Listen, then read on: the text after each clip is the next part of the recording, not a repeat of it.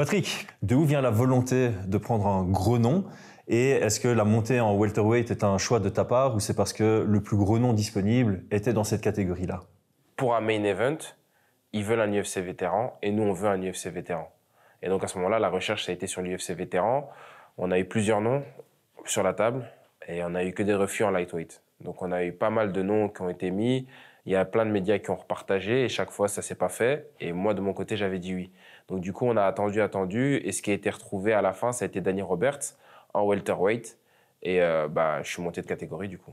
C'est un gros step-up dans ta carrière. Vraiment, ça va être le plus gros combat de ta carrière professionnelle en tout cas, parce que champion du monde IMMF, c'est aussi pas mal de pression. Est-ce que l'appréhension et la préparation est différente par rapport aux autres combats? En fait, je pense que c'est le plus gros au vu de l'échéance. Après, je pense que j'ai affronté des fighters relativement durs comme lui, donc je pense que ce sera un fight vraiment engagé. Mais j'ai les armes pour gagner et comme lui, il a les armes et je pense que c'est celui qui va s'imposer. Il y a une énorme différence de poids entre 77 et 70 kilos. Est-ce qu'après ce combat, tu pourrais continuer ta carrière en welterweight ou le but ce serait de redescendre chez les lightweight? Non, je pense redescendre chez les lightweight, mais je reste un gros lightweight quand même. Donc du coup, je pense on n'est pas loin de la même taille. Physiquement, on n'est pas trop loin non plus. Donc je pense que ça ira. Mais c'est clair que ouais, ça a été un gros step-up. Mais on est là pour ça. La phase d'analyse est déjà passée pour avoir accepté le combat. Qu'est-ce que tu respectes le plus chez lui? Moi, je respecte le plus ses fights. Il a été à l'UFC, il est 7-7. Ça veut dire ce que ça veut dire. Être 7-7 à l'UFC, c'est énormément de fights. J'ai vu une stat qui était drôle. Il est pro depuis 2010. J'avais 9 ans.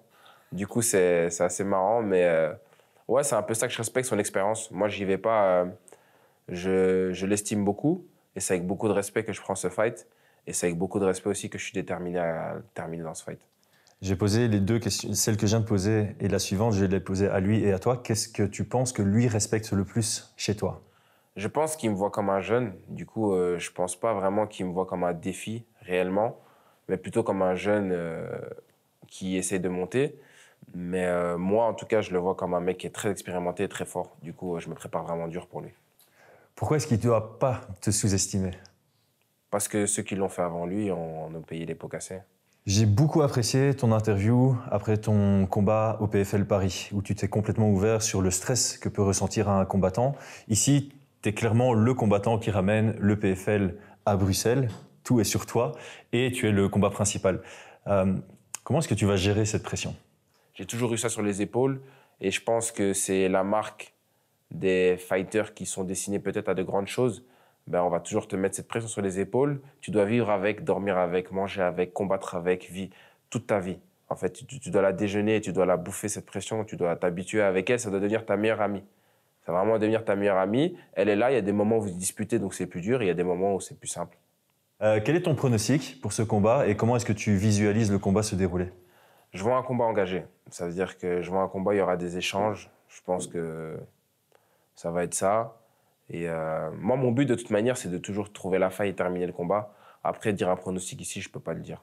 Je n'ai pas de pronostic en avance. Je sais que je suis un combattant à l'instinct, donc je suivrai mon instinct. Il est temps de vendre le combat pour les fans qui vont regarder et qui n'ont pas encore acheté leur place. Pourquoi est-ce que les fans doivent acheter leur place pour voir ce combat? Flashball. C'est simple. Flashball dans le crâne, ils connaissent et ils savent comment je combats. Ils savent à quel point je voulais combattre en Belgique. Là, c'est fait. Faut venir.